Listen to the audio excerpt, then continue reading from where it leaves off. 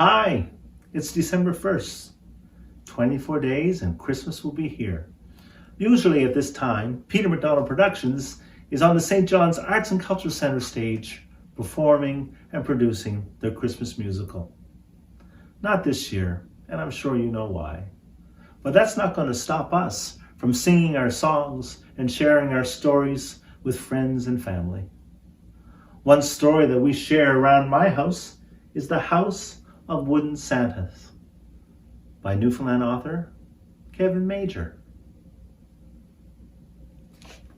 Let me read it to you. There was just Jesse and his mother. But Jesse's mother had lost her job. She searched for months without finding another. And so she decided they should move out of the city to some place where it wasn't so expensive to live. No way, Jessie had said to her. But her mind was made up. She sold off a pile of furniture and toys and all the hockey equipment Jessie had outgrown.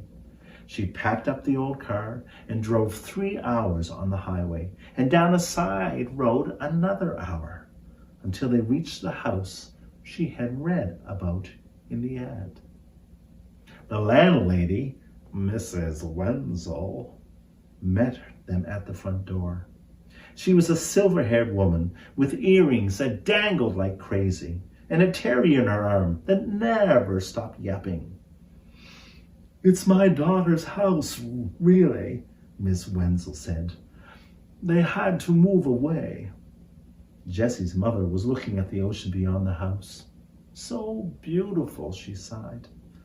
Jesse grunted. "Yeah, right, big deal." Mrs. Wenzel's eyes narrowed on Jessie. "My granddaughter is about your age. She loved it here." When Mrs. Wenzel wasn't looking, Jessie sneered at the dog.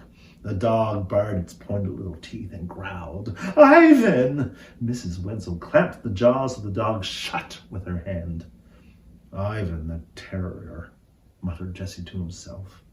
"Might have known." "I'm starting a business," his mother explained to Mrs. Wenzel. "Years ago, I took up wood carving as a hobby, making figures, angels mostly.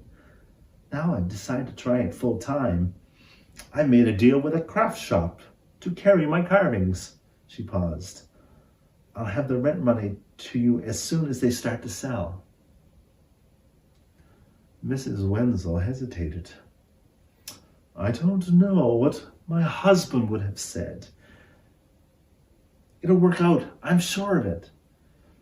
Mrs. Wenzel finally nodded.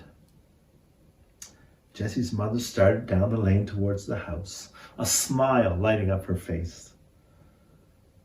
Jesse followed gloomily behind, down the lane to the front door. 24 days to Christmas. This Friday, the first day of December, Jesse burst through the same front door, home from school. He headed straight for the television, plunked himself down in front of it, set to play video games and watch cartoons. His mother came marching out from the workroom where she had been all day. A tough look of determination was set into her face. She flicked off the TV and stood in front of it, her arms folded like an iron guard from one of the games he was about to play. "It's wonderful outside," his mother declared. "The fresh air will do you good." Jesse erupted with a chorus of complaints. "It's boring here. They don't even have a hockey league. There's no shopping mall. There's not even a place to buy a hamburger." "Surely there are other things you could do," his mother insisted. "Christmas is coming. Santa is on his way. You could be getting ready for him.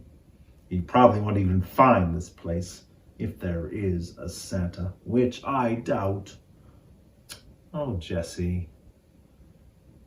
Jesse pressed his lips together and stalked off. He left his mother standing there, her arms still folded. She walked slowly back to her workroom. Jesse banged his bedroom door shut.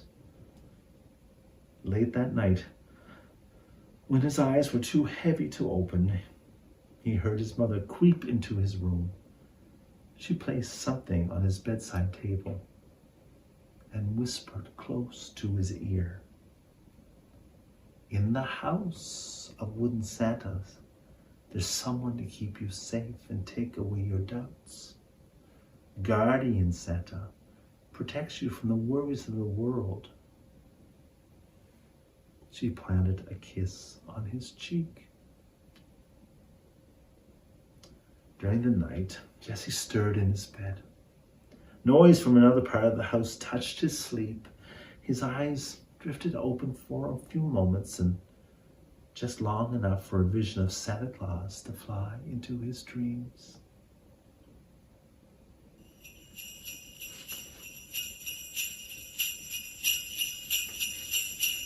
I hope to see you tomorrow.